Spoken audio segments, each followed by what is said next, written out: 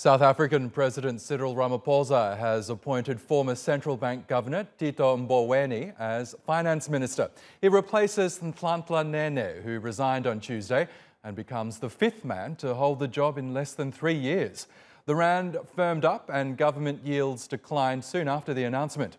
Nene faced pressure to resign after lying about having meetings with the Gupta brothers. They're accused of plundering state coffers. Mboweni was South Africa's first black central bank governor, and he held the post for more than a decade. He was also former President Nelson Mandela's Labour Minister for 4 years. He becomes finance minister at a critical time. The South African economy is shrinking and the currency is down 20% against the dollar this year. Well, helping us dissect this story is economist Xhanti Payi in Johannesburg. He's the managing director at Nascence Advisory, a firm that provides consulting and research services. Thank you so much for joining us. Firstly, things seem to unravel for Nene after he told an inquiry into the Gupta family about meetings he had with them, which he had previously denied. Now, I know the story of the Guptas is very well known in South Africa, but tell us, why is a meeting with the Guptas so controversial and, in this case, career-ending? Well, at this point, there is an inquiry into the influence of the Guptas into government decisions.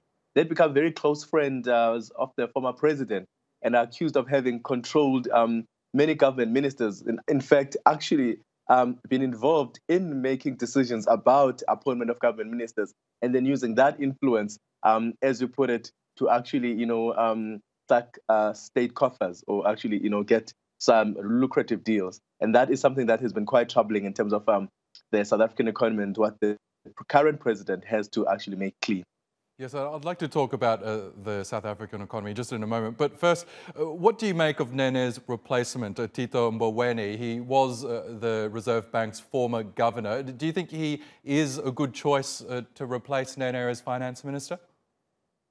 I think at this point he's probably the best choice. Remember, one of the key things that the president has to do or has to achieve at this point is to reassure the South African public and certainly investors both here at home and abroad that he is on the right path, that the economy is in good hands, and actually to build the confidence that has been lost over so many years in terms of particularly of whether or not we can trust public officials, that they are not captured, as the word that is currently being used by external forces, that there is no outside influence except actually only state influence or his influence in particular. So he has no choice to do that, and that actually obviously he has got candidates in the government that are independent and that know what they're doing. And I suppose somebody who has been a trusted Reserve Bank governor, which is, of course, an independent institution, and that the South African Reserve Bank is such an institution, probably plays very well into those sentiments. I think what perhaps is going to be difficult is, to think about how maybe his stance, or some people are asking his ideology, has changed over a period of time.